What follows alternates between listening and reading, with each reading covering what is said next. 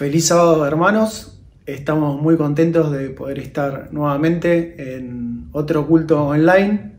Es una manera típica que estamos teniendo últimamente de tener nuestros cultos. Sin embargo, sabemos que la presencia de Dios está con nosotros hoy igualmente. No estamos contentos de que podemos tener tanta audiencia, que ustedes pueden estar viéndonos y esperamos que puedan disfrutar de la alabanza que vamos a tener en esta mañana hacia nuestro Dios. En primer lugar, vamos a comenzar con el himno número 464. Ven, inspíranos. El himno va a estar acompañado al piano por Leonardo Mosuto y acompañado en las voces por Eliana Alfaro y por Javier Costa. Así que a continuación escuchemos el himno y cantemos también todos juntos, himno número 464.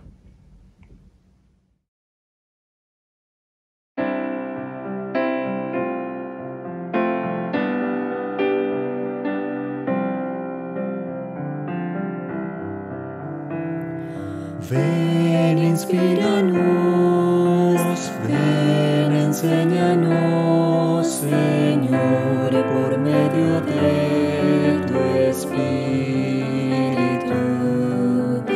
Ven, anímanos, ven, transfórmanos, Señor, con tu poder y gloria.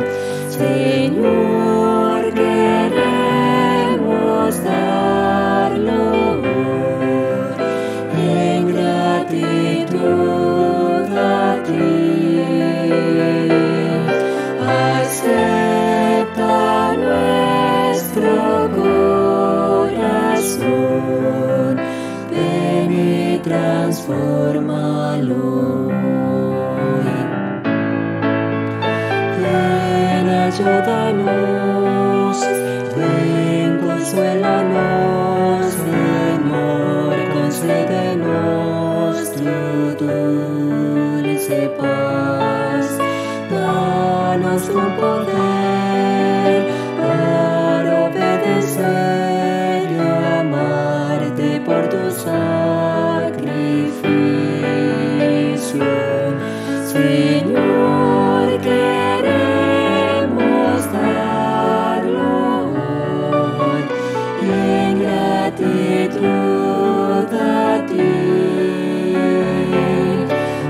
Acepta nuestro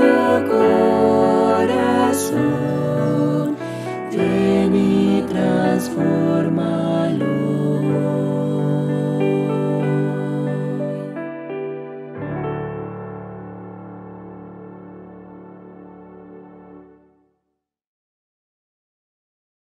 Agradecemos mucho a Eliana, a Javier y a Leo por acompañarnos con esta hermosa alabanza y aprovechamos también para agradecer al departamento de música por acompañarnos y por encargarse de buscar las alabanzas que tenemos sábado a sábado. A continuación vamos a orar, así que les pido que inclinemos el rostro para orar. Querido Padre que estás en los cielos, gracias te damos porque tú nos has traído hoy hasta tu casa de oración, a pesar de que no estamos todos juntos en el templo, pero sabemos que tú estás aquí con nosotros. Queremos pedirte que ahora tú nos acompañes en la parte que vamos a comenzar de escuela sabática, que tú puedas estar con nosotros dirigiendo a las personas que van a estar encargadas.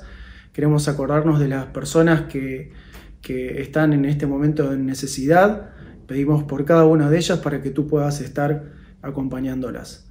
Acompáñanos en este culto y que pueda ser aceptado por ti. En el nombre de Jesús. Amén. Muy bien, vamos a continuar entonces. A continuación vamos a tener un video del misionero que este trimestre las ofrendas van dirigidas hacia la división transeuropea. Así que el video es relativo a esta división. Y a continuación la escuela sabática va a estar a cargo de 3 personas a quienes les agradecemos y ellos son Milton Martinazo, Daniel Rodríguez y la participación especial, a quien agradecemos mucho, del pastor Santiago Paván, que va a estar ayudándonos con la lección. Así que, como les decía, vamos ahora a poder ver el video de nuestro misionero.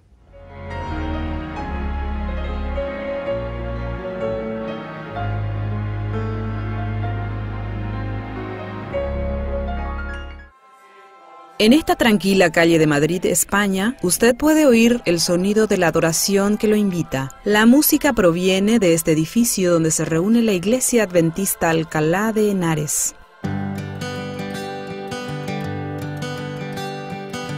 Hoy es un sábado especial. Algunos miembros llegaron temprano a la iglesia para decorarla. Está preparando un programa especial para celebrar y homenajear a las mujeres de esta iglesia. Es un poco difícil imaginarse este pequeño espacio con 100 personas. Las personas van llegando de a una cerca del inicio del programa.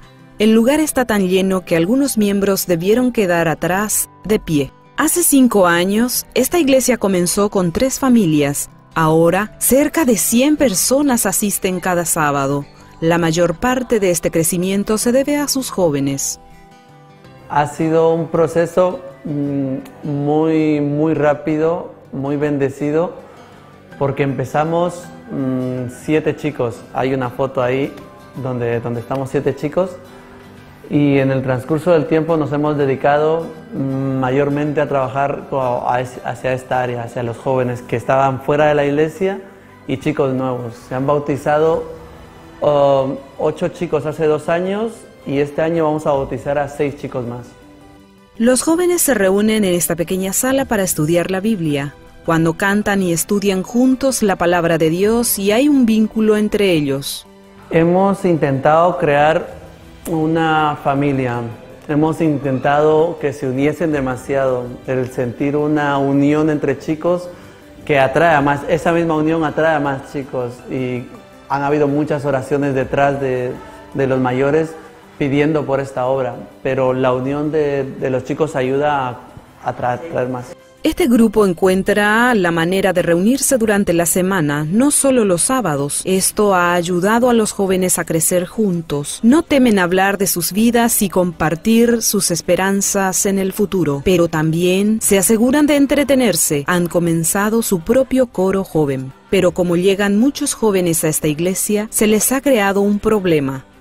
Tenemos un problema económico muy grande. La mitad de nuestros miembros son jóvenes que no trabajan, entonces no hay ingresos.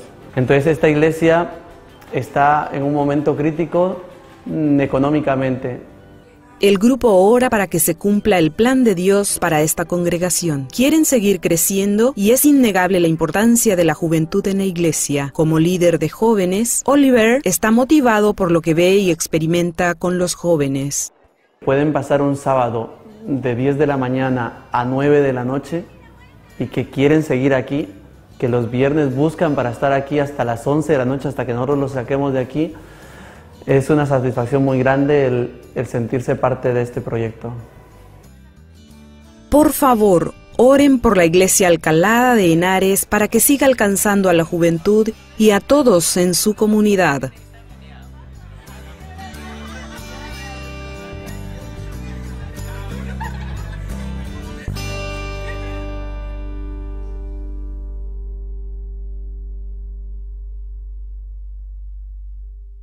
Buenos días, queridos hermanos. Estamos aquí en una nueva escuela sabática. Es un gusto poder compartir esta mañana con Daniel Rodríguez, que es miembro de la clase número 13, y con Santiago Paván, que es ministerial de la Misión Bonaerense del Norte. Santiago está como ministerial de lo que es el Ministerio Personal, ASA y Escuela Sabática. ¿Es así, Santiago? Así es. Desde ya, bueno, gracias por la invitación. Una alegría estar acá con ustedes.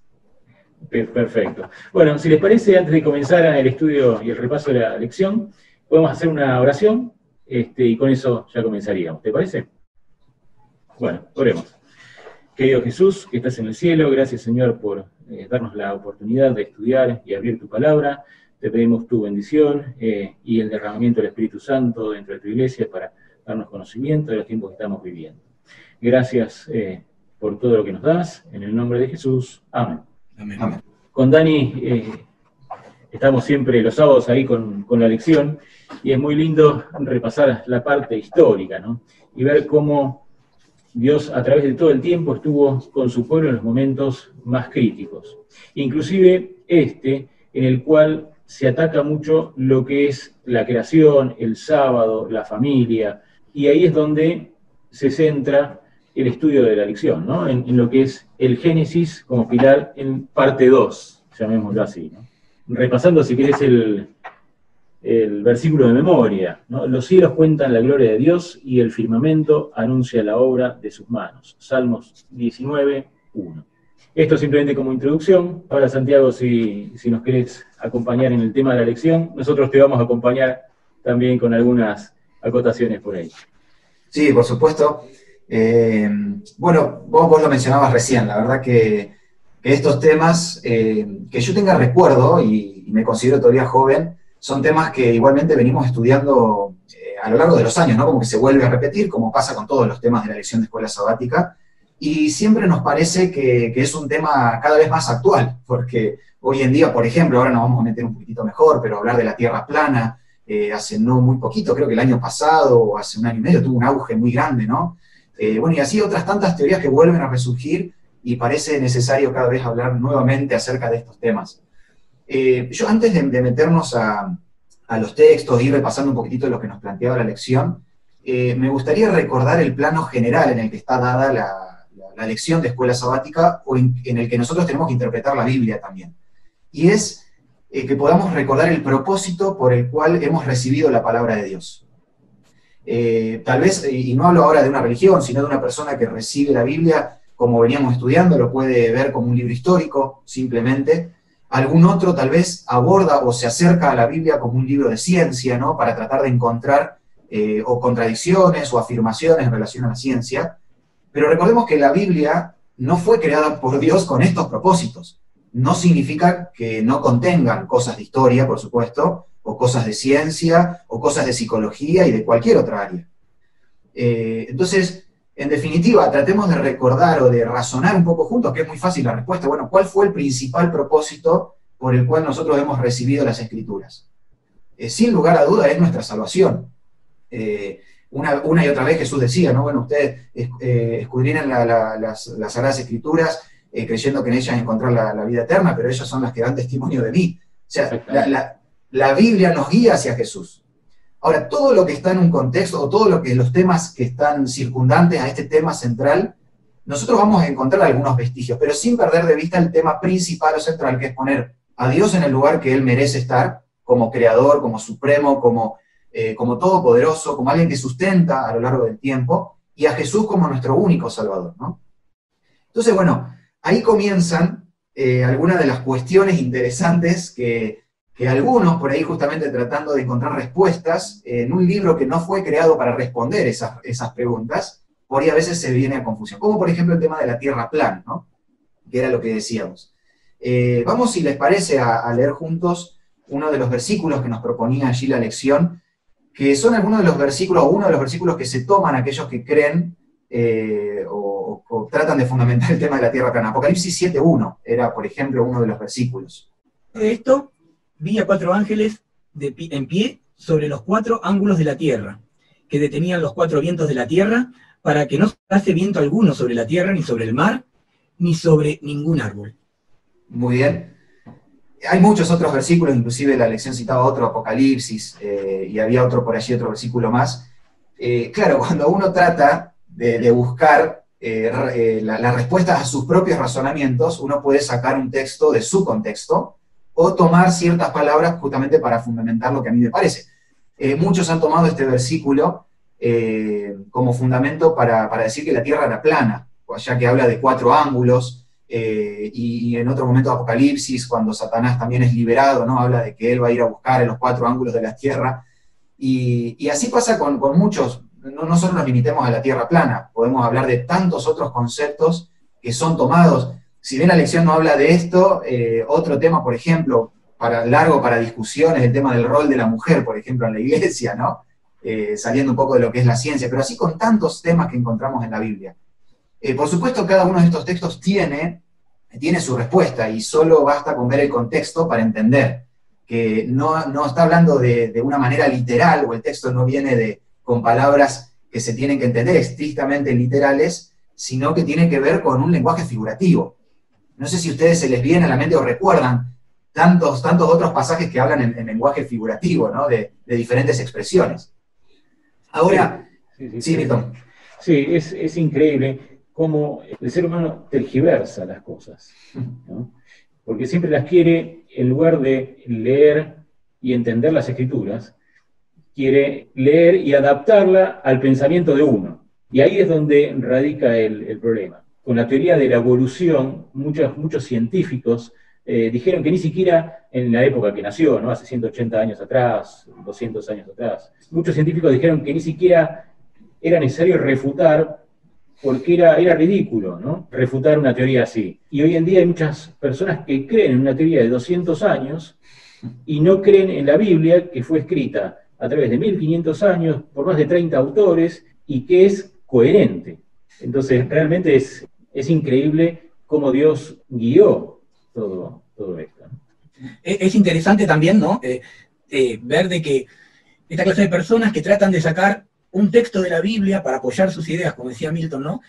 Son personas que por ahí no leen la Biblia, o simplemente buscan la Biblia para interpretar algunas partes para beneficio propio, ¿no? Y me acuerdo del dicho de que cuando nosotros sacamos un texto de su contexto, es un pretexto, ¿no? Entonces, podemos hacerle decir a la Biblia cualquier cosa cuando no entendemos el contexto en el que está escrito, cómo fue escrito. Santi decía de que también la Biblia es poética. Muchas veces habla en poesía, y ustedes saben que la poesía no es literal, ¿no? Porque justamente es algo poético.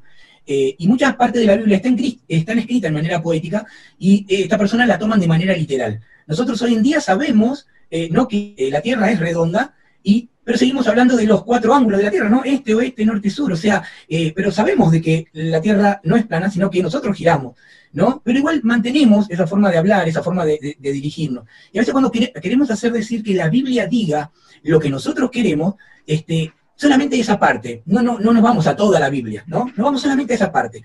Y esto es lo peligroso, ¿no? Hacerle decir a la Biblia lo que yo quiero que diga para mantener mis ideas. Y esto es algo que ya se pone desde un principio, ¿no? Porque estamos viendo justo el Génesis, el comienzo, en donde se ponen los pilares del fundamento, como dijo Santi, tanto de la familia, de la mujer, del rol del hombre, todo eso fue escrito en un principio para que tenga un sentido todo lo que viene después. La creación de los días de la semana, con una conclusión del sábado, el sacrificio, todo lo demás, va a venir a consecuencia de lo que pasa en las primeras partes de la Biblia, ¿no? El Génesis es el comienzo, obviamente, ¿no? En el comienzo, quiere decir Génesis, es el comienzo de la creación de este mundo. Después viene la triste caída, ¿no? En el capítulo 3, pero vemos que en el comienzo se ponen las bases de todo lo que va a continuar luego. No, algo que me sorprendía, bueno, buscando un poquitito, ¿no? Diferentes textos, uno que se me vino a la mente, y creo que la lección en algún momento lo menciona, por ejemplo, cuando es el diluvio, ¿no? Que allí Moisés relatando dice, bueno, las cataratas fueron abiertas, ¿no? Las cataratas de los cielos. ¿Cuántas expresiones encontramos en la Biblia? Y un poco lo que decías, Daniel, cuando uno quiere o se acerca a la Biblia tratando de buscar sus propias interpretaciones, ahí uno comete el error. Yo creo que, y recordando lo que veníamos estudiando en las lecciones pasadas, yo debo acercarme a la Biblia para que Dios pueda revelarme y mostrarme lo que Él quiere, y no lo que a mí me parece o fundamentar mi teoría, bueno, como ya lo repetimos varias veces. De hecho, lo hermoso de la palabra de Dios es que, si bien en muchos momentos se habla en un lenguaje figurativo o a modo de ilustración, vemos otros conceptos que para la época eran algo sorprendente, como el mismo Job, o en el libro de Job se relata, ¿no? Allí es Job 26:7, que habla de que la tierra cuelga de la nada. Cómo en ese momento, cuando Moisés escribe, a alguien se le iba a ocurrir ese concepto. Y a mí me maravilla o me encanta esto, porque nos habla de que justamente Dios es el dueño de la ciencia, es el dueño de la matemática, es quien conoce todos los detalles, los recovecos, y Él, si quiere, da una pincelada para marcarnos también el rumbo o demostrarnos algo que nosotros con nuestra inteligencia, nuestros propios ojos no podemos ver, ¿no? Es algo realmente maravilloso. Yo quería hacer hincapié nuevamente en el primer concepto, y fíjense cómo pasa también en otros aspectos de la vida. Recordemos siempre el propósito de la palabra de Dios. Y justamente ahí vamos a encontrar que en los temas principales que Dios quiere revelarnos, nunca va a haber lugar a dudas, o nunca va a haber lugar a errores, como por ejemplo puede ser con las genealogías, que vamos a hablar un poquitito más adelante. Pero, ¿cuál es la estrategia de Satanás? Es justamente atacar a las bases, atacar a los cimientos que Dios ha puesto en su palabra, porque si nosotros como seres humanos perdemos de vista nuestro propio origen, entonces no vamos a saber o vamos a tener duda hacia dónde estamos yendo. Por eso no es de extrañar que haya tantos relatos que no son creyentes en Dios, o de personas que no fueron creyentes, o de culturas que no fueron creyentes en el Dios verdadero, tantos relatos acerca del origen, ¿no? Bueno, también sumamos ahí el diluvio, como era uno de los ejemplos que nos ponía la escuela sabática. ¿Qué les pareció esta parte aquí de la lección? Sí, yo creo que el enemigo trabaja en dos sentidos, ¿no?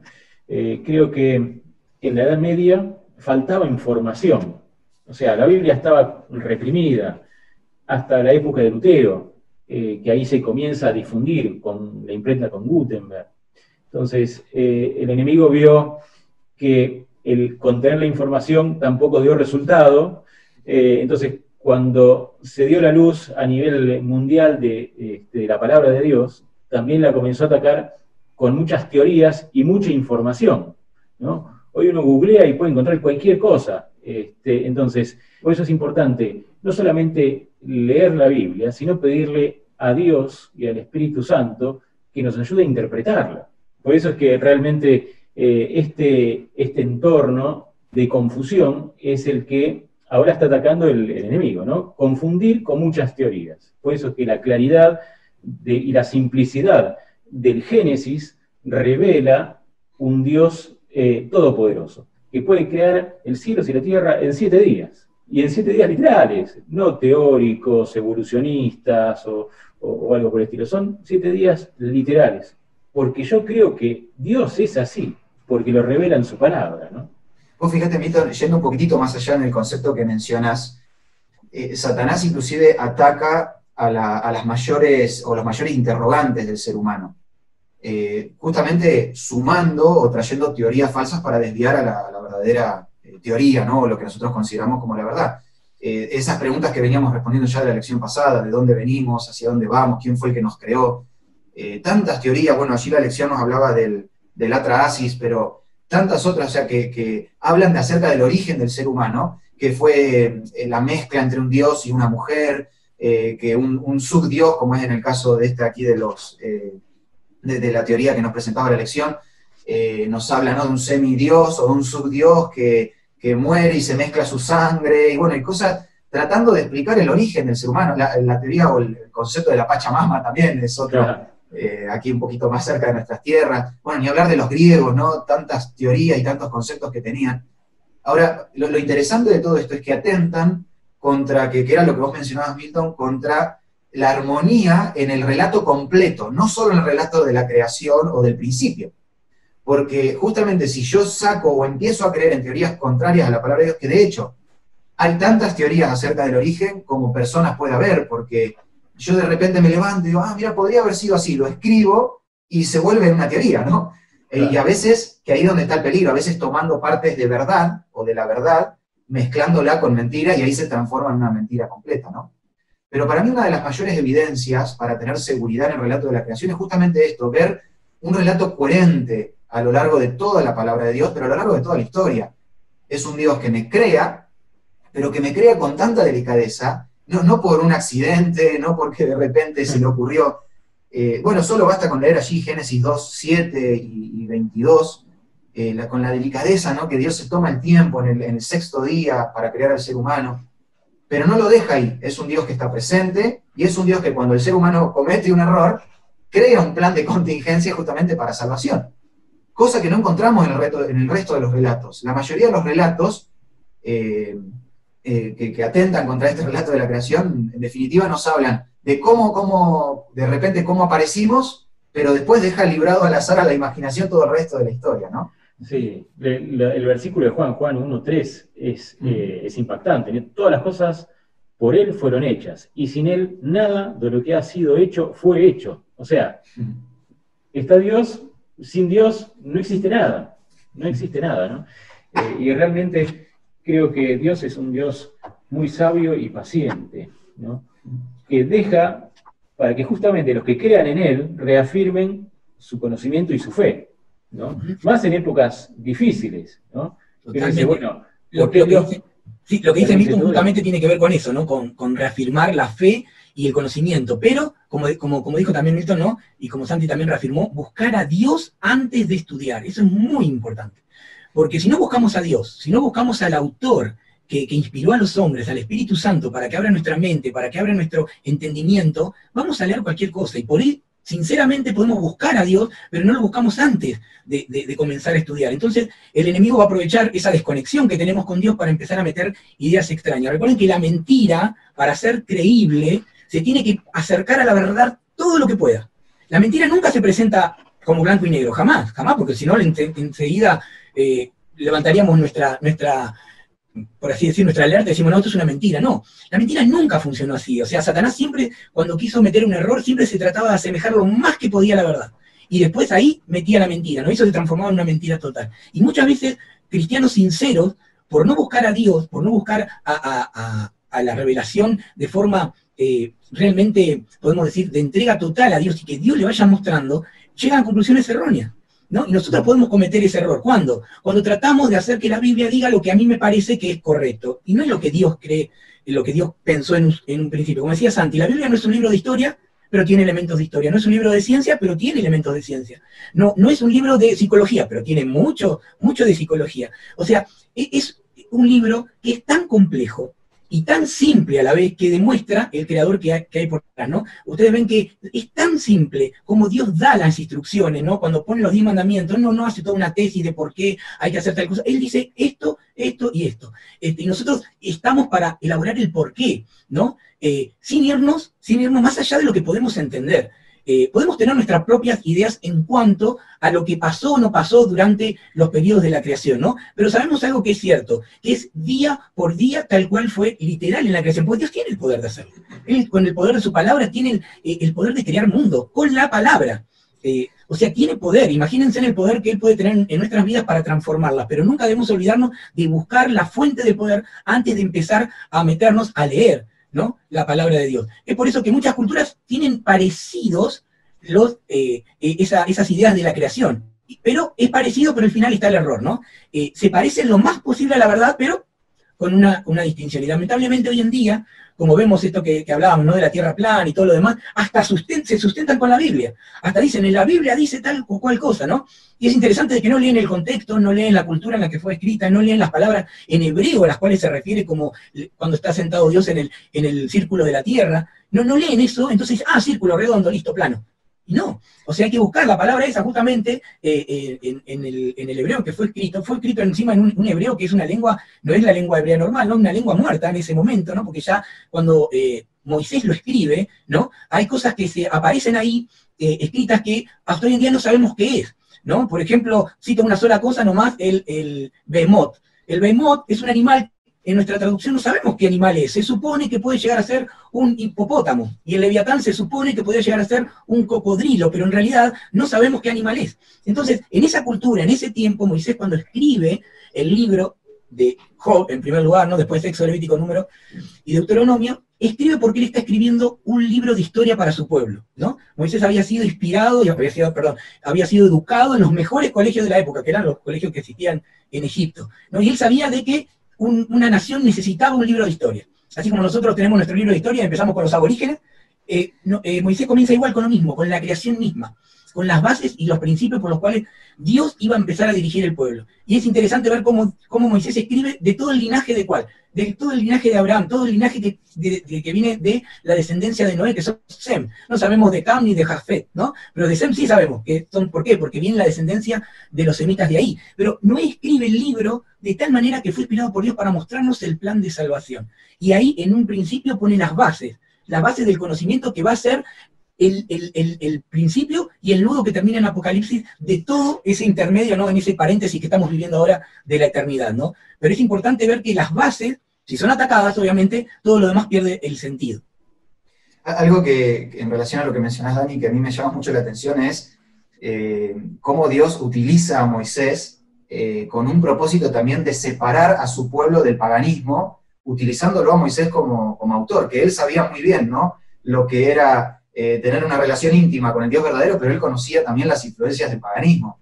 Y bueno, es interesante ahí en los detalles de la escritura del texto, cómo Dios va guiando a Moisés por medio del Espíritu Santo para que él tenga sumo cuidado en la escritura.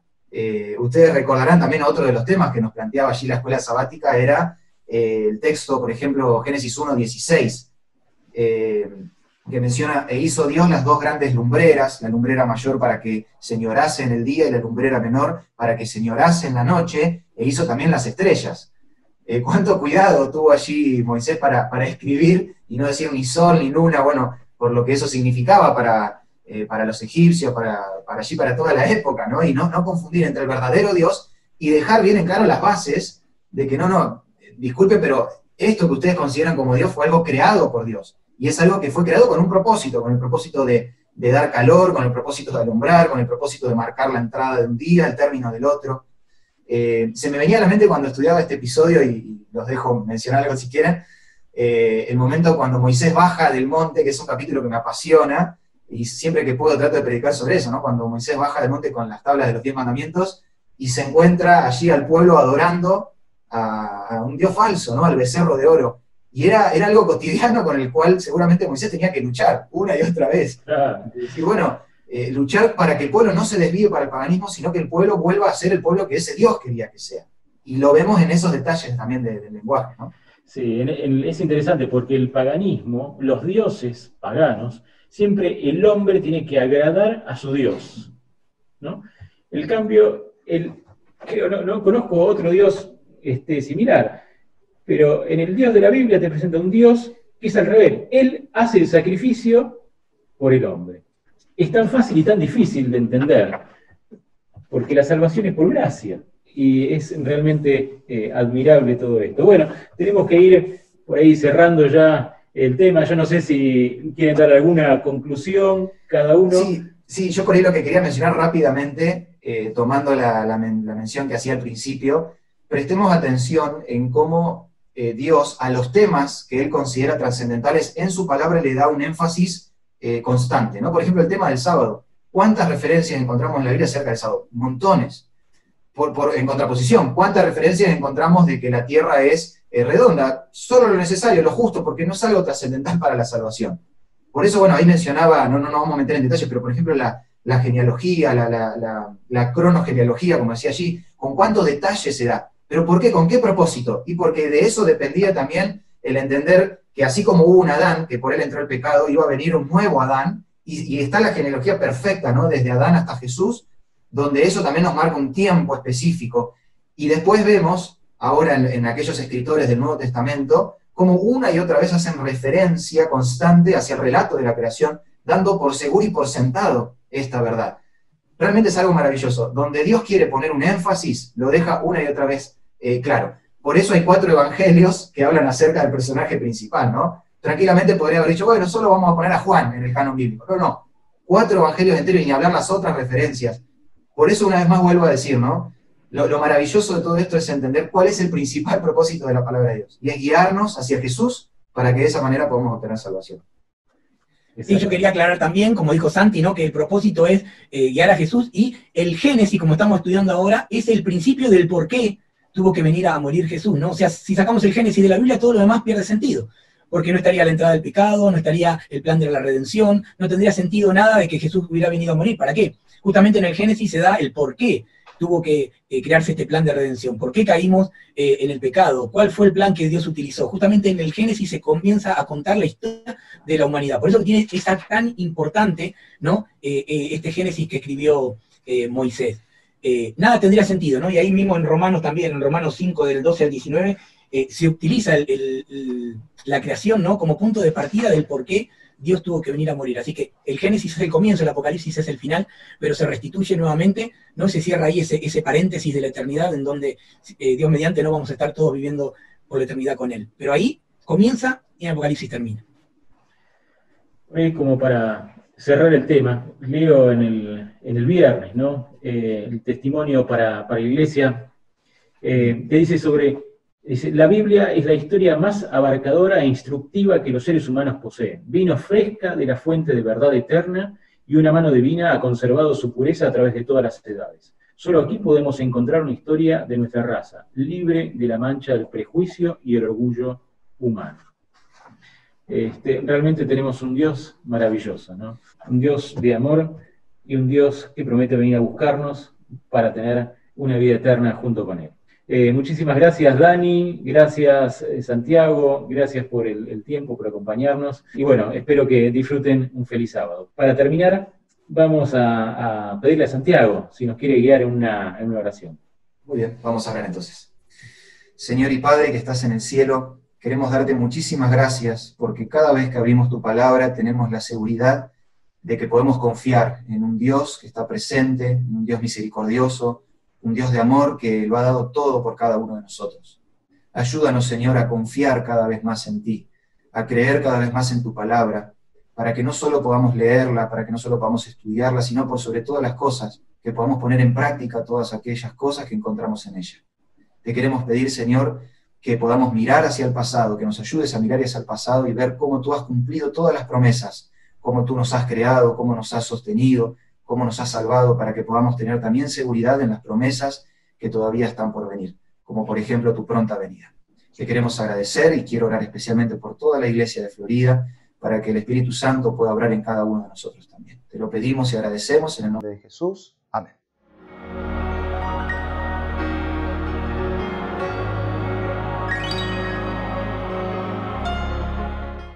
Agradecemos mucho por este lindo y profundo repaso de la lección. Le agradecemos a Milton, a Daniel y al pastor Paván por habernos acompañado en el mismo. A continuación vamos a mencionar algunos anuncios que queremos que ustedes puedan tener en cuenta. En primer lugar, el Departamento de Tesorería agradece muchísimo por la fidelidad que los hermanos están teniendo. Realmente están agradecidos a ustedes y agradecidos a Dios porque Dios nos permite seguir teniendo los recursos que necesitamos sábado a sábado para poder seguir manteniendo los gastos de la iglesia. Así que muchísimas gracias de parte de Tesorería. Queremos hacer un anuncio tal vez bastante más triste.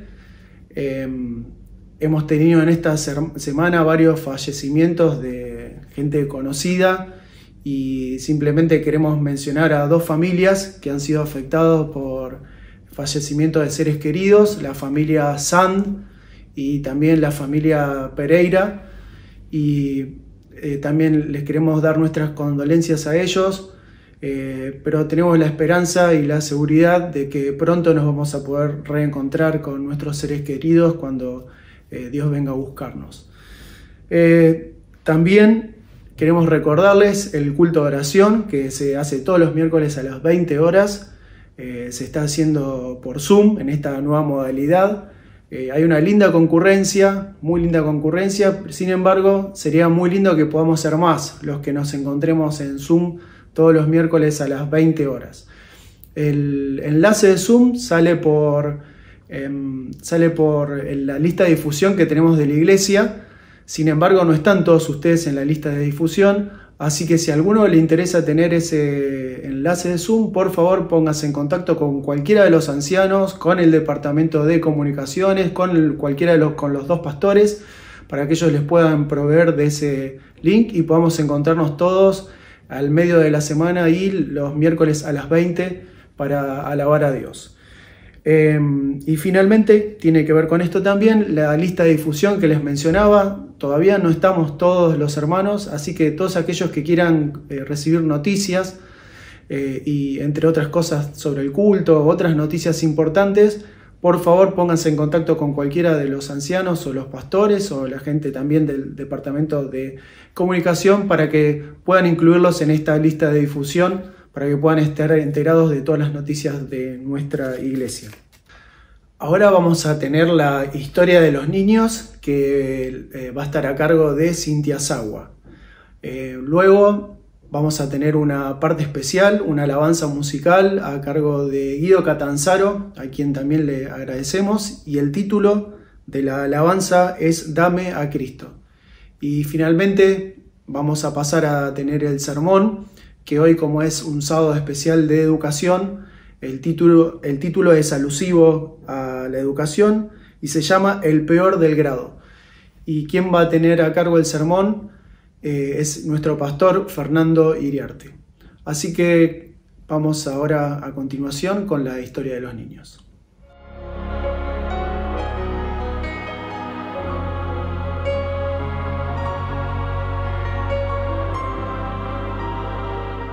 Hola chicos, hola chicas. Hoy les tengo una historia muy linda de la Biblia para que repasemos juntos. La historia que tengo para contarles tiene como protagonista a Abraham. Abraham era viejito, ya lo ven con barba, y este es su sobrino Lot. Abraham y Lot habían salido de su casa hacía ya mucho tiempo.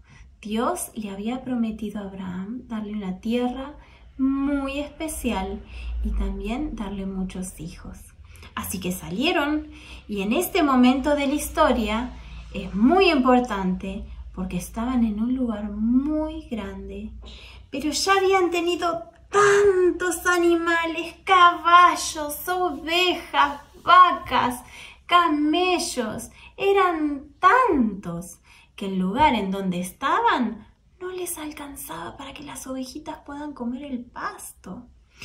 Entonces, todos los que trabajaban para Lot y todos los que trabajaban para Abraham empezaron a pelearse. Y estas peleas ocurrían casi todos los días. Entonces, Abraham llamó a su sobrino Lot y le dijo: tenemos que arreglar esto. Somos familia, no podemos estar peleados. Entonces, Abraham le propuso a su sobrino Lot que eligieran, que se separaran, que se dividieran. Uno iría hacia un lado, otro iría hacia otro. Y entonces, Abraham le dijo: sobrino Lot, si vos elegís a la derecha, yo elijo a la izquierda. Y si vos elegís a la izquierda, yo voy a ir a la derecha. ¡Qué amable que era Abraham!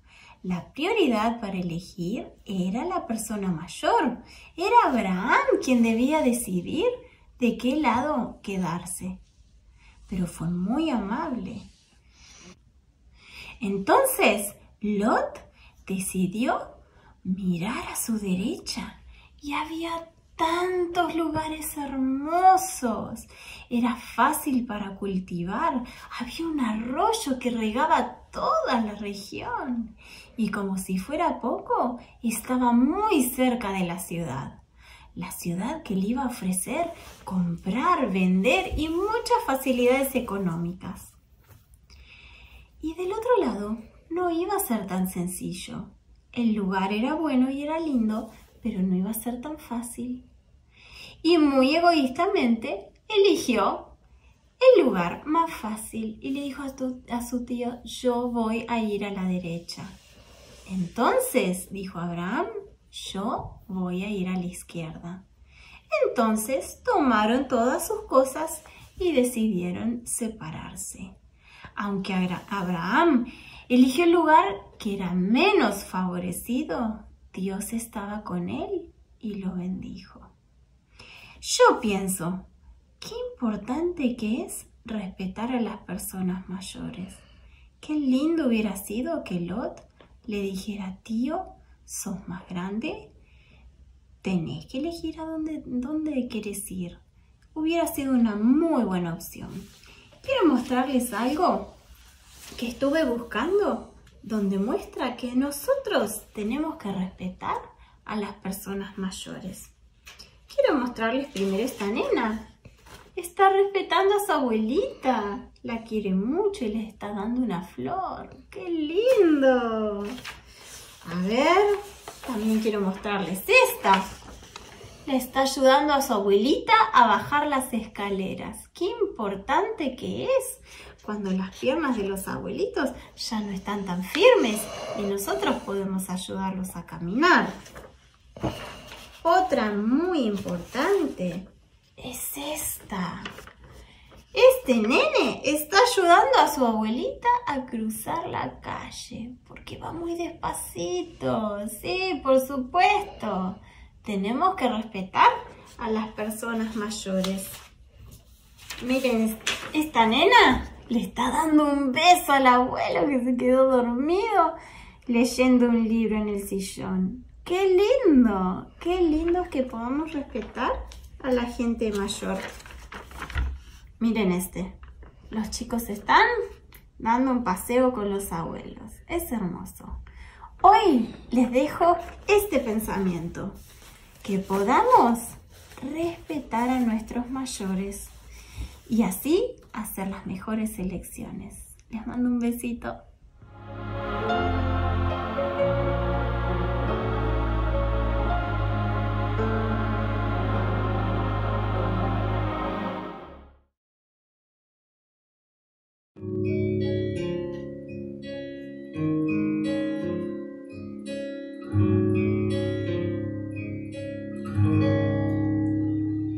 De mañana al despertar, de mañana al despertar, de mañana al despertar, dame a Cristo.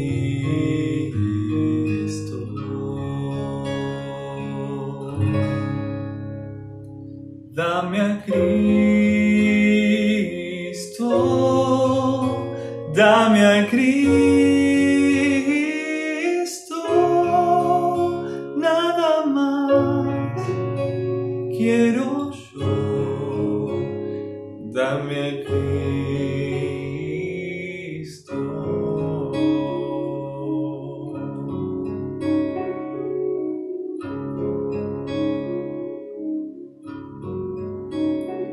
En la noche al descansar, en la noche al descansar,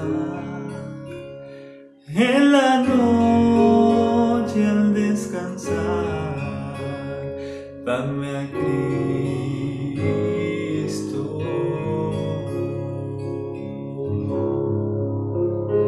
Dame a Cristo, dame a Cristo, nada más quiero yo, dame a Cristo.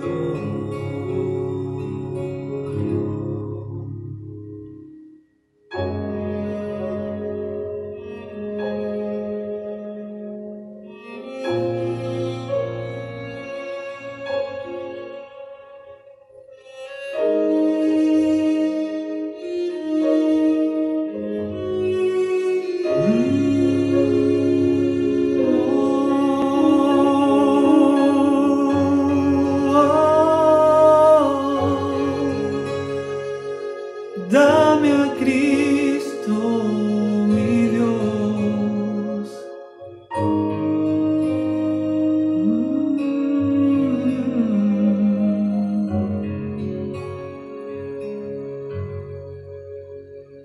En la noche al descansar, en la noche al descansar, en la noche al descansar, dame a Cristo.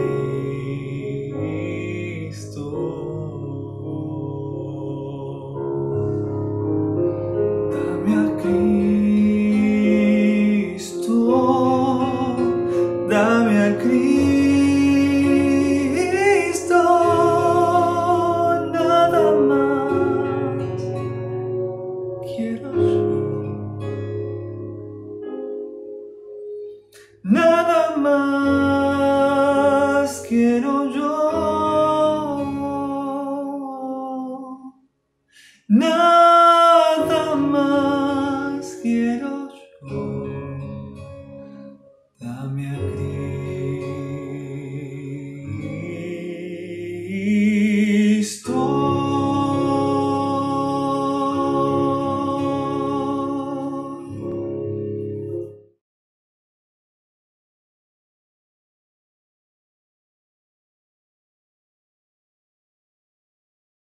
Muy feliz sábado, mi querido hermano, ¿cómo estás? Una alegría para mí saludarte desde aquí, desde la iglesia de Florida. Sí, estás viendo bien. Estoy aquí en la iglesia de Florida. Hemos tomado la decisión de poder grabar desde nuestro templo, porque en realidad, si bien nuestro templo ha permanecido cerrado durante todo este tiempo para las reuniones públicas, pero ha permanecido abierto con nuestro departamento de ASA. Vos sabés muy bien que durante todo este periodo de cuarentena y de pandemia, desde el departamento de ASA hemos estado trabajando arduamente para la asistencia de las personas que están pasando por diferentes necesidades. Así que bueno, como nosotros los ministros religiosos tenemos permiso de circulación, tomamos la decisión de poder grabar desde aquí, desde el templo. Te puedo asegurar que es bastante extraño ver la iglesia totalmente vacía, pero bueno, es también una motivación y queríamos de alguna u otra forma mostrarte y motivarte para que podamos entender que muy pronto vamos a estar nuevamente reunidos aquí en este lugar. Yo me voy a tomar el trabajo, discúlpame la desprolijidad, pero voy a hacer un paneo de la iglesia para que vos puedas ver y puedas recordar cómo es la iglesia de Florida. Allí está la parte de arriba. Bueno, como podés ver, se encuentra totalmente vacía y bueno, debo confesar que para mí es bastante extraño grabar un sermón con la iglesia vacía. Pero bueno, sabemos que el Señor muy pronto va a poner las cosas en orden y que muy pronto vamos a poder estar alabando su santo nombre aquí en este lugar. Estamos en quinto sábado, es sábado de educación y el tema de esta mañana tiene que ver con la educación adventista. Nosotros tenemos el privilegio de contar con una de las instituciones educativas, tal vez de las más grandes y las más importantes de la Argentina, que es el Instituto Adventista aquí de Florida, que lo tenemos a un par de cuadras aquí de nuestra iglesia. Y tenemos la bendición también de que muchos de nuestros alumnos forman parte del IAF, forman parte también del Instituto de Balcarce, otro de los grandes centros educativos que nosotros tenemos. Y queremos mencionar y agradecer públicamente a todas aquellas personas que hacen posible que la educación adventista pueda seguir adelante. Hay muchos de nuestros hermanos que están colaborando sistemáticamente para que nuestros jóvenes y los niños de la iglesia puedan estar en nuestras instituciones educativas. Así que agradecemos a los hermanos que sistemáticamente colaboran y hacen esto posible y también queremos motivar. Yo sé que estamos en una época de pandemia, en una época de crisis económica, pero queremos motivar a que no dejemos de colaborar con la educación adventista. Y si por allí alguno tiene alguna ofrenda que quiere dar y lo quiere destinar a la parte educativa, no tenga temor de ponerse en contacto con los pastores, con el anciano consejero del área, con la directora de educación, para que ese dinero pueda llegar a formar parte de alguna beca y algún niño también pueda beneficiarse con la educación adventista. Particularmente yo, ni la primaria ni la secundaria tuve la oportunidad de estudiar en una educación propia de nuestra iglesia, solamente en la universidad, pero consideramos que es una gran bendición que los jóvenes y niños de nuestras iglesias puedan estudiar en educaciones adventistas. Así que si tenés ganas de colaborar, ponete en contacto con nosotros para que también puedas formar parte y sumar ese granito de arena que por allí algunos de nuestros niños o jóvenes están necesitando y ellos también puedan ser parte de la educación adventista. Dicho esto, lógicamente el sermón de esta mañana tiene que ver con educación. Y seguramente habrás escuchado la expresión el peor del grado. Es una expresión muy propia y muy común de la educación en general, no solamente de la educación adventista. Si me está escuchando de repente algún docente, seguramente has utilizado esta expresión en algún momento. Fulano de tal es el peor del grado, ¿sí? O tal vez podés llegar a sentirte identificado con esta expresión si recordás cómo fue tu paso por la primaria y por la secundaria. Es el peor del grado o es el peor del curso. Bueno, el título del sermón de esta mañana es justamente el peor del grado. Y quiero comentarte algo personal y particular. Mi mamá tiene una particularidad, por así decirlo. A ella le gusta guardar cosas. Es de esas personas que en los cajones de su casa, ¿sí? La casa donde yo me crié, tiene fotos antiguas, tiene dientes nuestros cuando éramos chicos, tiene las libretas de la primaria, tiene informes también del secundario, ella guarda. Nosotros muchas veces le decimos a mi mamá, vieja, por favor, tenés que deshacerte de alguna de estas cosas, tenés que liberarte. Pero bueno, ella no nos hace caso y guarda. Y debo admitir, de paso, si mi mamá me está mirando, la saludo, debo admitir y quiero agradecerle porque ella ha guardado mis libretas de la primaria, ¿sí? Prácticamente todas las libretas de primaria las tengo gracias a mi mamá. Y en la semana pasada la llamé por teléfono a mi mamá y le dije, vieja, necesito que me hagas llegar las libretas de la primaria porque las necesito utilizar para un sermón de educación que tengo que predicar. Así que bueno, lógicamente para mandarlas por encomienda, por correo era bastante difícil, así que mi hermana sacó fotografías de todos los informes de avance, todas las evaluaciones que mis maestras hicieron durante la primaria, desde jardín hasta 7º grado. Solamente me falta una libreta que creo que es la de 5º grado, que no la tengo, el resto las tengo absolutamente a todas. Y debo reconocer que fue bastante extraño observar cómo las maestras me evaluaban a mí en mi época de primaria. Así que yo traje algunos aspectos que me parecieron interesante compartirlos con vos, que tienen que ver justamente con cómo fue ese proceso educativo mío. Y me voy a centrar básicamente en la libreta de jardín. De paso, quiero hacer algunas aclaraciones porque yo entré a jardín con 4 años, pero yo cumplo años el 1 de julio. Y ustedes saben muy bien que el corte educativo es hasta el 30 de junio. O sea, todos los que cumplen años hasta el 30 de junio entran ese año al colegio y los que cumplen a partir del 1 de julio en adelante ya pasan, digamos, a el siguiente año. Bueno, mi mamá se ve que ya no me aguantaba más en casa y fue e insistió para que a mí me admitieran en el colegio, en la escuela en ese caso. Bueno, tuve que ser sometido a una prueba psicopedagógica, me llevaron a un lugar, me acuerdo, yo era allí chiquitito, y me hicieron hacer un dibujo. Y a partir de ese dibujo determinaron de que yo estaba apto para entrar al jardín de infantes con 4 años. Por eso, aunque cumplo años el 1 de julio, siempre he sido el menor de todos los grados a los cuales he asistido, ¿no? Siempre el más chiquitito, ¿sí? En todo sentido, el más chiquito en edad y también el más chiquito en estatura, siempre lo digo, el Señor nos ha sido muy generoso conmigo en ese sentido. Así que bueno, otro aspecto que quiero mencionarte antes de mostrarte aquí cuáles eran las evaluaciones que yo tenía cuando estaba en la primaria, es que, bueno, muchas veces lo he mencionado, somos originalmente 4 hijos, 3 mujeres, yo soy el único varón y el más chiquitito.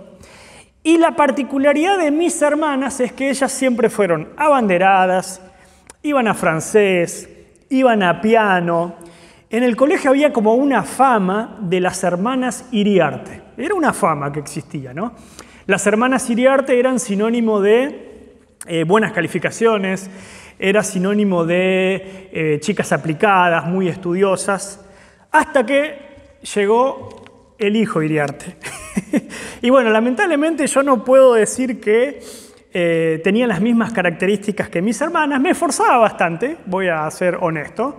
Pero claro, a mí lo único que me preocupaba en esa época era jugar a la pelota. De hecho, yo iba al colegio o a la escuela de tarde, yo llegaba, me sacaba el delantal, me crié al frente de una cancha de fútbol, o sea, era cruzar la calle y ya estar allí en la cancha de fútbol. Entonces, por allí, todo lo bueno que habían hecho mis hermanas se vio un poquitito opacado de repente con mi performance en la escuela primaria. No es que era un desastre, pero bueno, estaba disputando allí los primeros puestos, por así decirlo. Así que bueno, en la libreta de jardín encuentro esto. Yo hice un pequeño resumen de los 2 cuatrimestres. Con respecto al desarrollo físico, ¿qué se decía acerca de mí? Bueno, decía que tenía un aspecto físico normal y saludable, pero que me agradaban las actividades al aire libre, ¿sí? Y las destrezas físicas. De hecho, es interesante porque cuando yo estaba en 4º año del secundario, yo quería ser profe de educación física. Así que fíjense cómo los rasgos de carácter fueron avanzando hasta incluso cuando llegué en el secundario y seguía conservando este rasgo. Lo sigo conservando, de hecho, solamente que después, cuando conocí al Señor, a mis 15 años, decidí estudiar teología, ¿no? Con respecto a la madurez intelectual, ¿qué se decía de mí? Bueno, se decía que era un niño investigador, capaz de expresarme con claridad y de forma ordenada. Se decía también que asimilaba la mayoría de las nociones en forma rápida y que se me recomendaba que para entrar a primer grado de manera satisfactoria debería mejorar mi grafismo, ¿sí? Yo siempre fui bastante limitado con mi letra, después con el tiempo la fui mejorando, ¿no? En relación al trabajo, ¿qué se decía? Bueno, que era dedicado a la tarea, que era cuidadoso y que era responsable. Eso se decía de mí en el primer cuatrimestre. Pero en el segundo cuatrimestre ya vinieron algunos ajustes, porque la maestra puso: debes esmerarte más, eres capaz y puedes realizar mejores trabajos. Evidentemente ya evidenciaba alguna característica allí de ser un poquito vago, por así decirlo, ¿no? Y después dice: ante alguna adversidad reacciona con llantos. Un poquito lloroncito también de pequeño, ¿no? En relación a la madurez emocional decía: acepta las normas, es comunicativo, colaborador con la maestra, comparte el juego con los compañeros y vuelve a mencionar, llora con facilidad. Eso con lo que tenía que ver con respecto a jardín, pero después de primero a séptimo grado hay algunas características que se repiten constantemente, que creo que no las he cambiado, de hecho. Se decía que era conversador, y es la característica que más aparece en todas mis libretas. Otra característica que se repite muchas veces es que era inquieto y activo, práctico, y también aparecen allí cariñoso, responsable, respetuoso y colaborador. Ahora, ¿por qué menciono esto en relación a nivel personal? Porque el docente evalúa, el docente somete a sus alumnos a la evaluación. Yo, lógicamente, he sido evaluado desde niño, las maestras se esforzaban para que yo pueda ser un mejor estudiante, un mejor alumno. Y el propósito de la evaluación no es condenarnos a nosotros, sino que el propósito de toda evaluación es que nosotros podamos mejorar los aspectos que tenemos que mejorar. Hoy yo miro para atrás y veo que muchos de estos rasgos los sigo conservando, algunos los he mejorado, otros no tanto. Pero el propósito de la evaluación, aunque a veces no nos gusta, es que nosotros podamos mejorar y podamos ser mejores. Bueno, valga la redundancia, ¿no? Ahora, Jesús se lo conoce en la Biblia también como el gran maestro, ¿sí? Y él fue un gran maestro no solamente porque se dedicó a dar enseñanzas profundas, sino que además también fue un gran maestro porque se dedicó a evaluar. Como todo buen maestro, evaluaba. Y como decíamos recién, el propósito de esa evaluación era justamente que sus seguidores sean mejores. Ahora, ¿en dónde en la Biblia nosotros encontramos un proceso de evaluación con aspectos positivos y negativos? Bueno, es en el libro de Apocalipsis. Sí, en el libro de Apocalipsis. Y nosotros vamos a encontrar allí que en el libro de Apocalipsis, y hablando en sentido figurado, se evalúan 7 alumnos, por así decirlo, o 7 cursos con características muy puntuales. Y cada uno de estos 7 cursos que aparecen en Apocalipsis, vamos a encontrar que tienen aspectos positivos y aspectos negativos. Y el Señor Jesús es el gran maestro que los evalúa en detalle y hasta les da algún consejo para que ellos puedan avanzar y puedan ser mejores.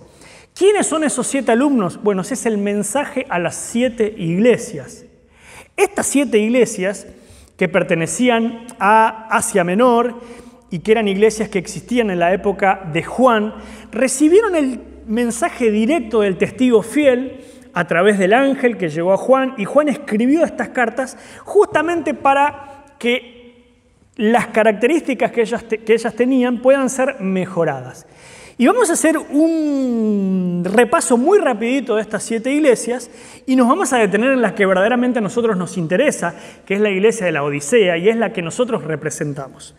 Por ejemplo, de la iglesia de Éfeso, vamos a encontrar allí en Apocalipsis capítulo 2 del 1 al 7, los aspectos positivos de Éfeso era el arduo trabajo, la paciencia, que no soportas a los malos, que has sido constante, que sufriste por causa de mí sin cansarte. Pero también tenía aspectos negativos, Éfeso. Y los aspectos negativos de este alumno o de este curso era que había perdido ese primer amor, que ya no tenía ese énfasis y esa fuerza del principio. Y Dios pedía que debería volver a hacer lo que antes hacía. Entonces el consejo que Dios le da al alumno Éfeso, el consejo que da este gran maestro es: arrepiéntete y practica las primeras obras. Pero también aparece en escena un segundo alumno o un segundo curso, por así decir, con características similares. Y este alumno o este curso es Esmirna. Y en Esmirna, allí en Apocalipsis 2 del 8 al 11, vamos a encontrar aspectos positivos. Por ejemplo, Conozco de tu sufrimiento y de la pobreza, ¿sí? Aunque en realidad eres rico, le dijo Jesús a Esmirna. Sé que hablaron mal de vos aquellos que dicen ser judíos, pero son de la sinagoga de Satanás. Y Jesús le dice a Esmirna, vas a sufrir, pero no tengas miedo, serás encarcelado, pero mantente fiel hasta la muerte. Y es interesante porque en esta evaluación que Jesús hace a Esmirna, no encuentra aspectos negativos. Y eso es algo muy bueno, porque evidentemente Esmirna, como ese gran alumno, se estaba esforzando justamente para servir a Jesús de una mejor manera. Pero sí hay un consejo para Esmirna y es, sé fiel hasta la muerte y te daré la corona de la vida. Aparece en escena el tercer alumno, y este alumno es Pérgamo. Y Jesús, como el gran maestro, le da los aspectos positivos y le dice, sé que te tocó vivir en un lugar adverso, como Pérgamo, porque Satanás allí tiene su trono, pero aún así sigues siendo fiel y no negaste mi causa. Ahora, fíjense interesante porque Jesús evalúa el contexto en el cual Pérgamo se desarrolla. Es como agarrar a un alumno y decirle, mira, yo sé que venís de una familia difícil, yo sé que venís de una familia con problemas, yo sé que venís de un contexto adverso, de un barrio difícil. Por eso entiendo las actitudes que estás teniendo. Pero aún así no aflojes, le dice Jesús a Pérgamo, ¿sí? Seguí siendo fiel, no me niegues. Ahora, también tiene aspectos negativos Pérgamo. Y el aspecto negativo es que algunas enseñanzas de Balaán todavía permanecían. Y también permanecían algunas enseñanzas de los nicolaitas. Entonces Jesús, como el gran maestro, agarra al alumno Pérgamo y le dice, mira Pérgamo, yo entiendo tu contexto, has nacido en un lugar difícil, pero esto tenés que mejorarlo. Y viene el consejo, no seas tolerante con esas malas enseñanzas. Llega el cuarto alumno, que es Tiatira. ¿Y qué dice el gran maestro de Tiatira? Le dice, conozco tu amor, tu fe, tu servicio, tu constancia. Sé que ahora estás haciendo más que antes. Fíjense qué lindo cómo Jesús describe a ese alumno Tiatira y le dice, yo sé que vos tenés amor, que servís con todo tu corazón, que vas adelante. Pero tengo algunos aspectos que tenés que mejorar si querés pasar de grado. Tengo algunos aspectos que tenés que mejorar si querés aprobar. ¿Y cuáles son los aspectos negativos? Bueno, es que estás tolerando a Jezabel y a sus enseñanzas. Y Jezabel incita a la prostitución. Por eso, si vos no te apartás de estas enseñanzas, vas a sufrir en gran manera, le dice Jesús a Tiatira. Y yo voy a dar, lamentablemente, cada uno conforme a sus hechos. Por eso, Tiatira, el consejo es, retén lo que tienes para que nadie te lo arrebate. Ese es el consejo que Jesús le da a Tiatira. Llega el quinto alumno y ese alumno es Sardis. ¿Y qué se dice de Sardis? Bueno, se dice lo siguiente. Lo negativo, por ejemplo, vamos a empezar al revés. Decís que estás vivo, pero en realidad estás muerto. Sardis, estás vendiendo una imagen que no tenés. Vendés una imagen equivocada de lo que verdaderamente sos. Pero hay un aspecto positivo en vos y es que hay algunas cuantas personas que todavía no han manchado sus ropas. Entonces, aunque estás vendiendo una imagen de que estás viva, pero estás muerta, le dice Jesús, de todas maneras hay algunas personas que todavía conservan esa imagen pura. Por eso el consejo es, acuérdate de lo que has recibido, guárdalo y arrepiéntete. Llegamos al alumno Filadelfia. ¿Y qué se dice de Filadelfia? Bueno, has guardado mi palabra y no negaste mi nombre. Por eso, dice Jesús, yo te protegeré de la hora de la prueba que ha de venir sobre el mundo. Ahora, lo negativo es que tus fuerzas son pocas. Ojo, Filadelfia, le dice el gran maestro, ojo, Filadelfia, porque estás aflojando. Tenés que esforzarte más. Siento que te estás quedando sin nafta, siento que estás apagándote de a poco. Por eso te aconsejo, aférrate a lo que tienes y que nadie robe tu corona. Bueno, finalmente llegamos a la Odisea, y este es el alumno al cual yo considero el peor del grado. ¿Por qué lo considero el peor del grado? Primeramente, porque aspectos positivos no tiene ninguno. Si vos lees conmigo y nos vamos a abrir nuestras Biblias allí en Apocalipsis, vamos a descubrir que no hay ningún aspecto positivo en la Odisea. Por eso, básicamente, el alumno en la Odisea es el peor del grado. Entonces, si abrimos allí en Apocalipsis capítulo 3, vamos a leer desde el 14 hasta el 22, dice lo siguiente. Y escribe al ángel de la iglesia en la Odisea, he aquí el Amén, el testigo fiel y verdadero. El principio de la creación de Dios dice esto: Yo conozco tus obras, que ni eres ni frío ni caliente. Ojalá fuese frío o caliente, pero por cuanto eres tibio y no frío ni caliente, te vomitaré de mi boca.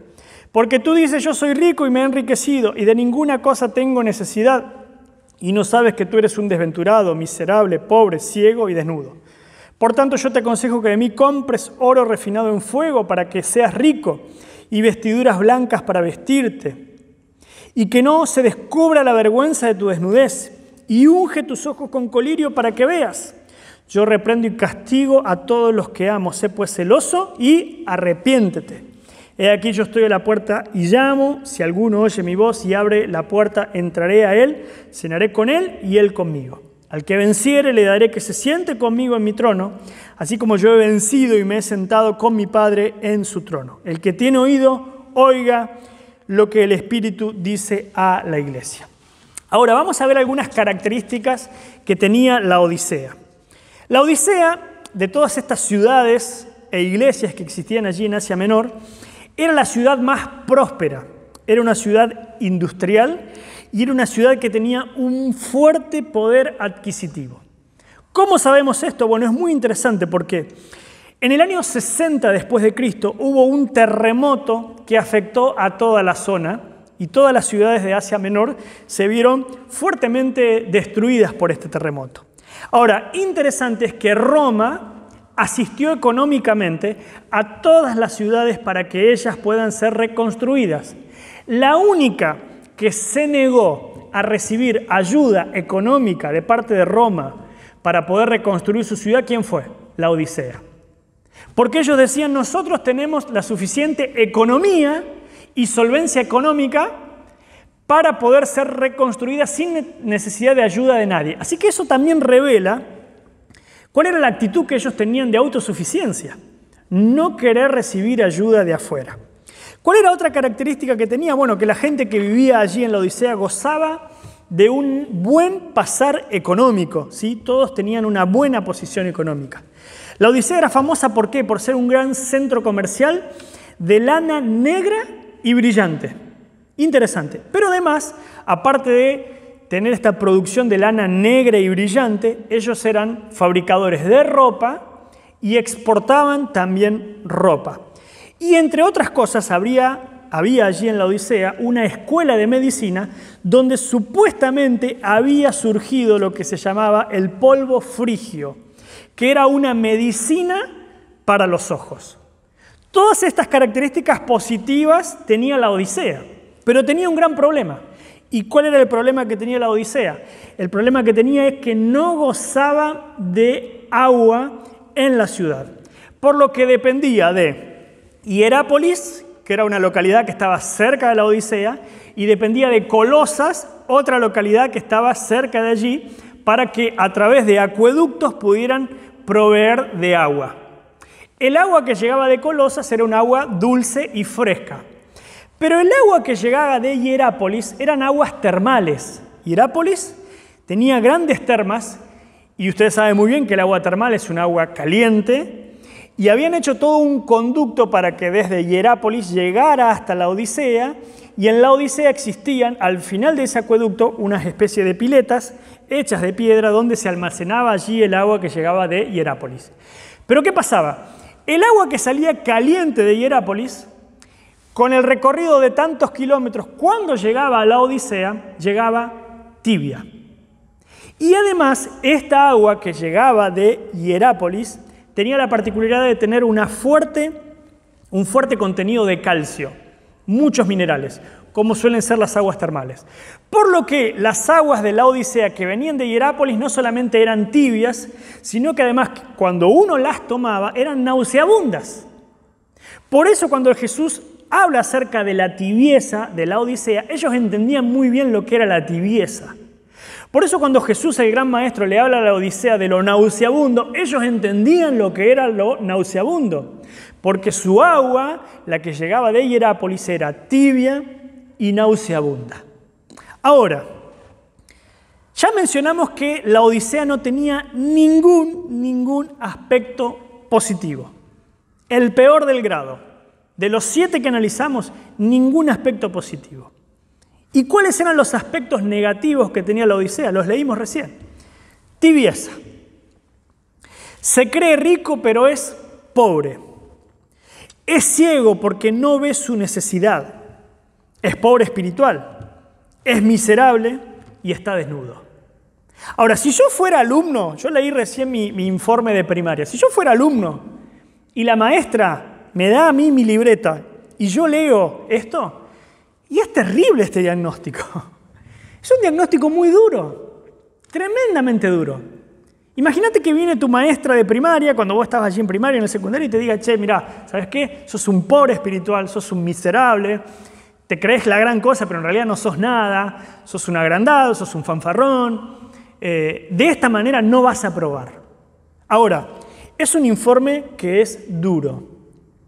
Pero ese informe duro, hasta te podría decir, es necesario. Porque la mejor manera que nosotros empecemos un proceso de transformación es con un diagnóstico adecuado. Si nosotros no tenemos un diagnóstico adecuado, no podemos tener un tratamiento adecuado. Y te voy a contar algo que me pasó mientras estaba en la universidad, allí en la UAP. Un viernes a la noche empecé a tener un fuerte dolor inguinal, la parte de la ingle derecha, la pierna. No aguantaba más. Le dije allí a un compañero que vivía conmigo, Gonzalo, que ahora es médico, mira, acompáñame a la guardia porque no doy más. Así que ese viernes a la noche yo estaba cambiado con la ropa para irme al culto. Nos vamos a la guardia allí del sanatorio. Me vio un médico, me vio otro médico, empezaron a pasar un montón y me dice, bueno, te vamos a hacer una ecografía para determinar cuál es tu problema. Me hicieron la ecografía y la ecografía dio como resultado que yo supuestamente tenía una hernia inguinal. Así que me dijeron, mira, no es urgente, pero en algún momento te vas a tener que operar porque esto te va a causar problemas a futuro. Bueno, como estudiante, lógicamente, no estaba en condiciones de someterme a una cirugía allí en el sanatorio por una cuestión económica. Así que me fui con ese resultado y en la primera oportunidad que tuve viajé a San Francisco, Córdoba y me fui al hospital con el resultado, hernia inguinal. Y voy directamente y saco turno con un cirujano, especialista en el área. Y llego y me dice, sí, ¿por qué venís? Me tengo que operar, tengo una hernia inguinal. A ver, acostate. Y el hombre me empezó a revisar, y él me dice, mirá, vos acá no tenés una hernia inguinal. No sé, tal vez en su momento habrá existido, ahora ya no existe, pero claramente acá una hernia inguinal. Lo cierto es que la hernia inguinal o no existió nunca, o existió en un momento, se absorbió, no sé qué pasó, un milagro, lo que sea, un mal diagnóstico. La cuestión es que nunca fui operado de una hernia inguinal. Ahora, qué importante es que nosotros tengamos un buen diagnóstico. Porque si nosotros vamos con un diagnóstico errado, el tratamiento va a ser equivocado. Entonces, si hay alguien que nos va a decir lo que nosotros necesitamos escuchar, es Jesús. Porque Jesús no nos va a estar mintiendo, no nos va a estar dorando la píldora, como decimos vulgarmente, y no nos va a estar dando un diagnóstico inexacto, porque el único que se perjudica es el alumno. Cuando nosotros verdaderamente no comprendemos la gravedad de la situación, nosotros no podemos entender que verdaderamente necesitamos hacer un tratamiento. Por eso es que Jesús trata con firmeza a la Odisea, por eso es que Jesús te trata con firmeza a vos y a mí, porque nosotros somos la Odisea. Y hasta que nosotros no entendamos verdaderamente que estamos mal, hasta que nosotros no entendamos verdaderamente que nuestra condición es terrible, que estamos desnudos delante de Dios, que tenemos una situación de tibieza, que nos creemos la gran cosa, pero en realidad no somos nada, hasta que nosotros no entendamos eso, no vamos a correr de manera desesperada a Jesús para que Él nos pueda dar ese tratamiento. Hasta que nosotros no entendamos que viene el médico y dice, si vos no cambiás te vas a morir, o que venga el docente y te diga, si vos no cambiás no vas a pasar de año, nada va a cambiar en nuestra iglesia y nada va a cambiar en nuestra vida. Y nosotros tenemos que entender, y con mucho dolor lo digo y me pongo en primer lugar, que nosotros, mis queridos hermanos, somos la peor generación, y es duro lo que voy a decir, y me incluye y nos incluye a todos, somos la peor generación de creyentes, de cristianos, de Jesús para adelante. Somos la peor generación. Y no lo digo yo, lo dice Apocalipsis. No tenemos absolutamente nada bueno que se nos destaque. Éfeso tenía cosas buenas, Tiatira tenía cosas buenas, Pérgamo tenía cosas buenas, la Odisea no tiene nada nuevo.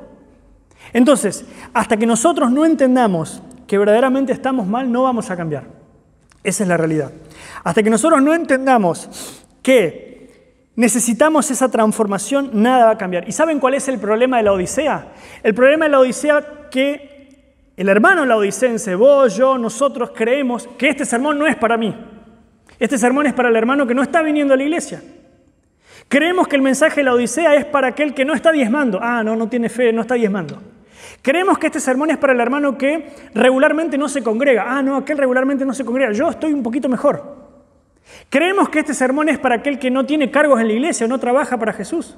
Y lo que nosotros no entendemos es que yo puedo estar trabajando para Jesús, yo puedo estar teniendo un cargo en la iglesia, yo puedo estar siendo de repente un pastor en la iglesia, puedo ser un líder en la iglesia y aún así formo parte de este curso que es el peor del grado. Es duro, es difícil de asimilar, pero es nuestra realidad. Ahora, ¿qué significa ser tibio para nosotros? Voy a hacer ejemplos muy prácticos. ¿Por qué para Jesús es tan difícil y por qué nos dice que el problema es la tibieza?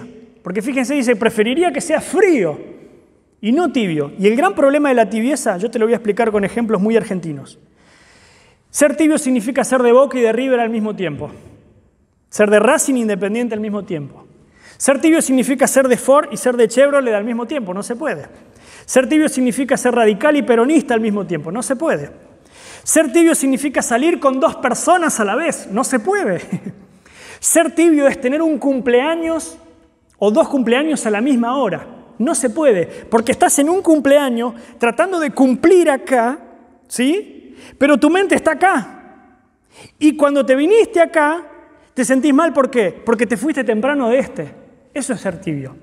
Ser tibio es ser un cristiano mundano o un mundano cristiano. Y el cristiano mundano, ¿qué es lo que hace? Quiere traer las cosas del mundo a la iglesia, porque eso significa ser tibio.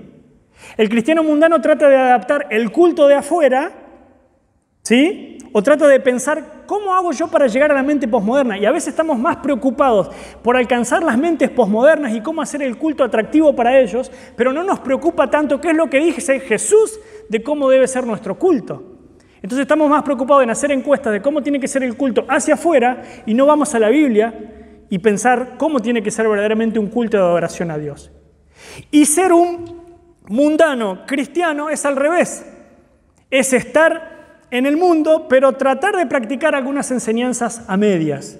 Y estamos dando un mensaje lamentablemente distorsionado de lo que verdaderamente Jesús quiere para nosotros.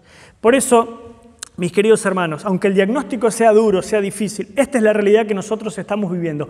Tibieza. Somos hoy por hoy el peor del grado. Somos hoy por hoy el peor del grado. Tenemos que entender eso. Pero lo interesante y lo bonito de esta historia, y si los docentes que me están escuchando lo van a entender, es que no existe caso perdido. El docente puede agarrar al peor alumno, puede agarrar al peor del grado y aún así decir, yo tengo esperanza en él. Y aún así yo puedo hacer que este niño salga adelante. Y te puedo llegar a decir más. El docente, porque he trabajado en educación durante 7 años, el docente, no, 7 años no, más, ya ni me acuerdo, fueron 3, 6, 7, 8, 9 años trabajando en educación. El docente, cuando ve a un alumno que es el peor del grado, a ese le dedica más tiempo. Y Jesús hoy nos dedica más tiempo a nosotros. ¿Por qué? Porque ve que nosotros aún tenemos esperanza de poder salir adelante. Ahora, ya tenemos el diagnóstico, ya sabemos cuál es el diagnóstico, ya sabemos lo que Jesús piensa de nosotros. Pero, ¿cuál es el tratamiento? ¿Qué es lo que Jesús entiende que debe ser nuestro tratamiento? Y Él dice lo siguiente. Allí en Apocalipsis dice, primero, ¿qué tenemos que comprar? Oro refinado en fuego. Y el oro refinado en fuego es una fe puesta a prueba. Nosotros necesitamos tener una fe puesta a prueba. Y poner a prueba nuestra fe es pasar por dificultades, pasar por momentos difíciles. Y si vos estás pasando por momentos difíciles en tu vida y sentís que tu fe está siendo puesta a prueba, bienvenido sea, porque es el gran maestro que está trabajando en tu vida y a través de esas pruebas está sacando todas las cosas que Él necesita sacar de tu vida. Bienvenidas que vengan esas pruebas, porque es el oro refinado en fuego. Y cuando nosotros agarramos el oro y lo ponemos a altas temperaturas, la escoria empieza a separarse. Y el Señor necesita que todo el pecado, toda la escoria de nuestra vida sea separada. Nosotros necesitamos tener una fe poderosa, que hoy por hoy no tenemos, que los otros alumnos que mencionamos antes sí tenían. ¿Y sabes por qué? Porque muchos de esos alumnos fueron sometidos a persecución. Y yo estoy seguro que la iglesia va a reaccionar porque Jesús confía en nosotros y porque nosotros vamos a salir adelante, pero esa fe a veces necesita pasar por una prueba de persecución muy grande. Por eso es que tal vez no es que nosotros estemos llamando la persecución para que venga, pero tal vez la estamos necesitando para que verdaderamente podamos despertar. ¿Qué más necesita la Odisea? Dice allí el texto bíblico, vestiduras blancas, que es la justicia de Cristo. Y fíjate que Jesús le dice a la Odisea, vos tenés la ropa más linda, vos tenés la lana negra, brillante, vos exportás ropa, pero déjame decirte una cosa, esa ropa que vos exportás no sirve.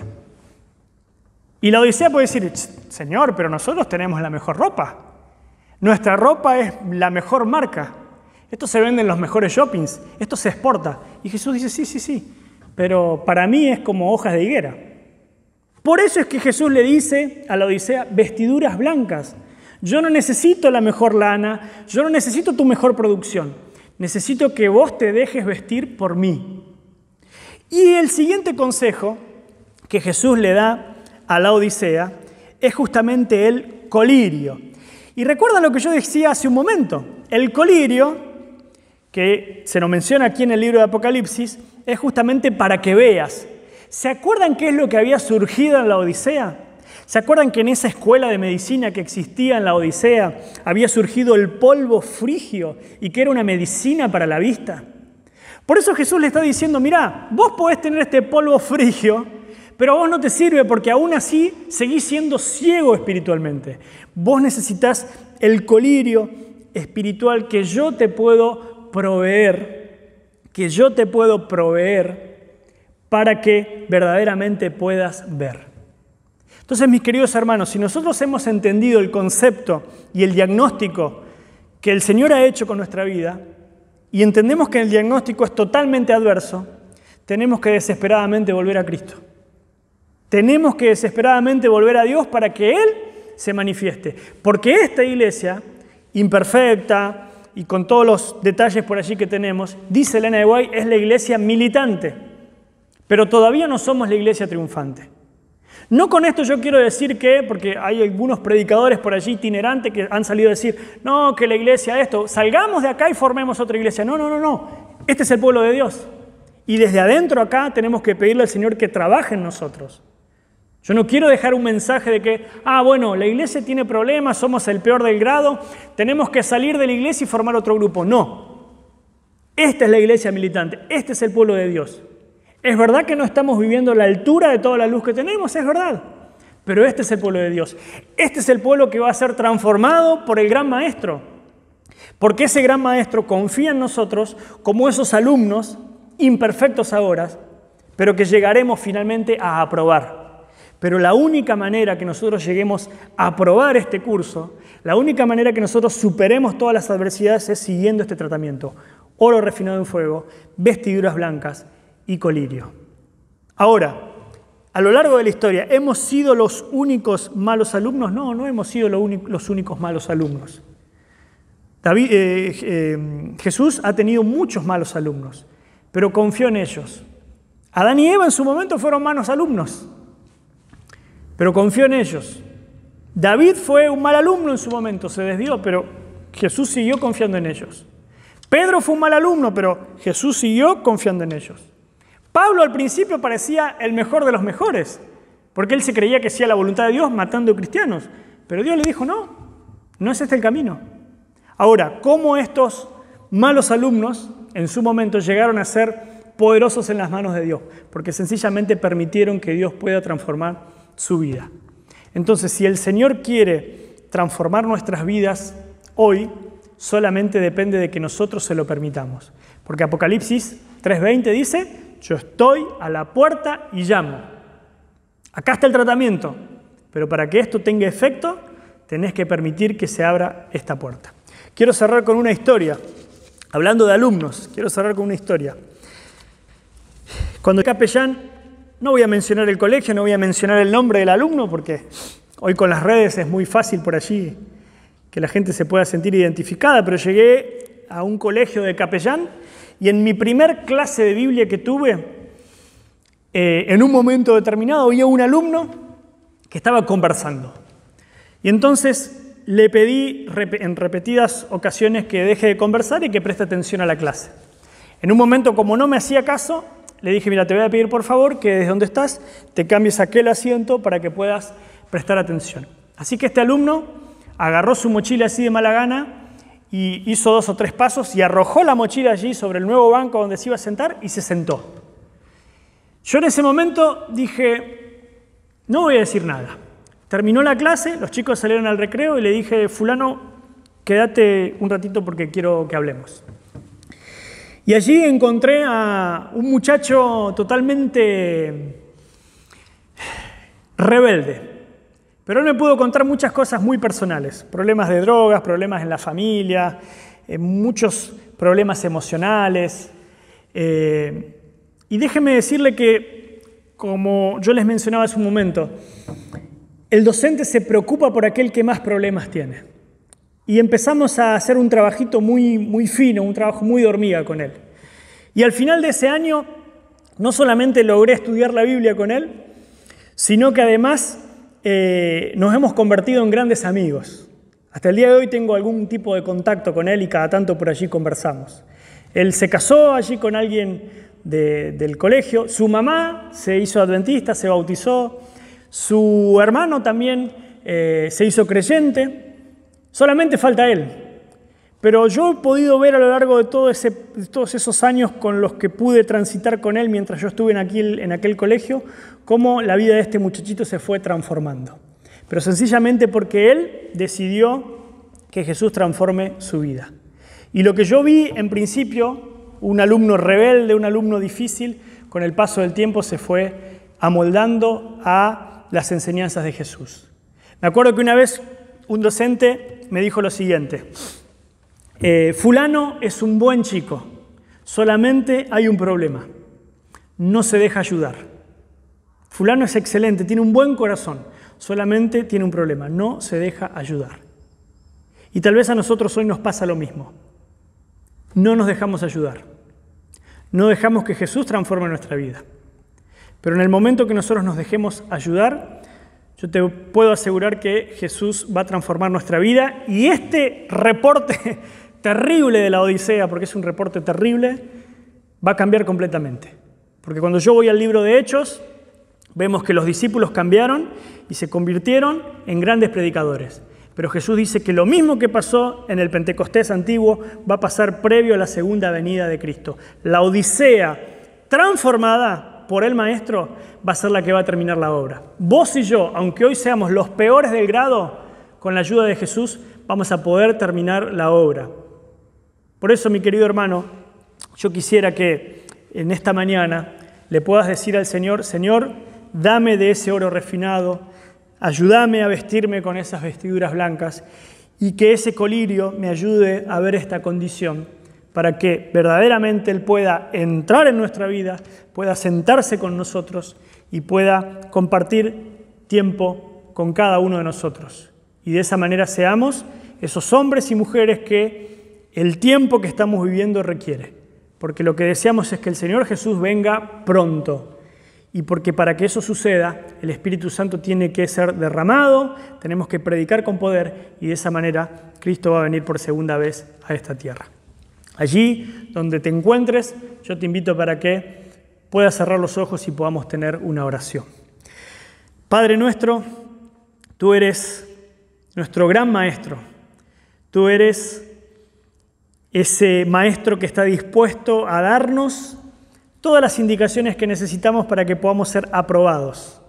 Hoy, lamentablemente, somos los peores del grado, pero tú sigues confiando en nosotros, sigues confiando de que podemos ser transformados por causa de tu amor y de tu poder. Por eso, Padre querido, haz de tu iglesia, la iglesia de la Odisea, una iglesia viva, una iglesia santa, una iglesia que predique tu mensaje.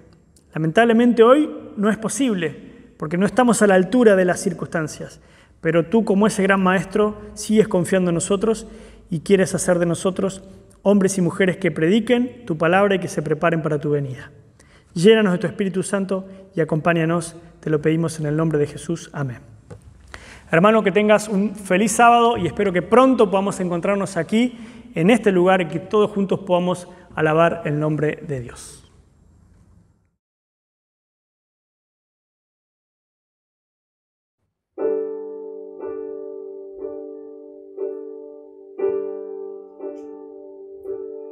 La promesa que el Señor nos quiere regalar, que todo aquel que se ofrezca sin nada que ocultar, se le concederá poder de lo alto para alcanzar resultados sin medida y al mundo testificar.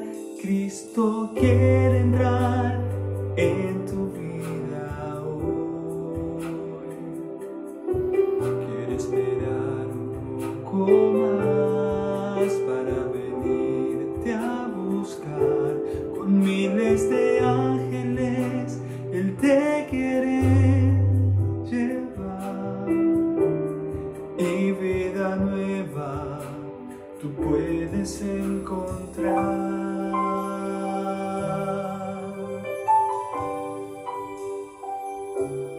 Oh,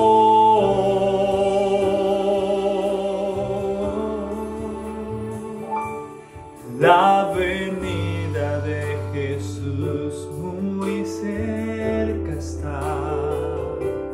Nuestra misión es llegar a las personas y a su hogar, compartiendo el mensaje que nos muestra su amor, con las palabras que revelan el gran plan de salvación. Cristo quiere entrar en tu vida hoy. Quiere esperar un poco más para venirte a buscar. Con miles de ángeles Él te quiere llevar, y vida nueva en Él encontrarás. Sé fiel hasta la muerte, nos dice el Señor. La recompensa eterna obtendrás. La corona de la vida es nuestro galardón, el cual nos está esperando cuando termine la misión. Cristo quiere entrar en tu vida hoy. Quiere esperar un poco más para venirte a buscar. Con miles de ángeles Él te quiere llevar, y vida nueva en Él encontrarás.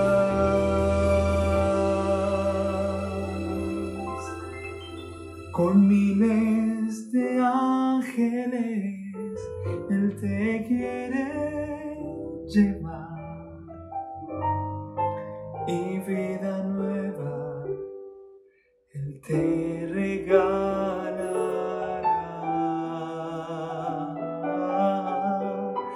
y vida nueva Él me regalará.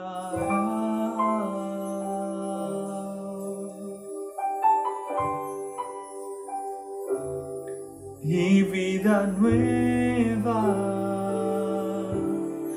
nuestro Padre nos dará.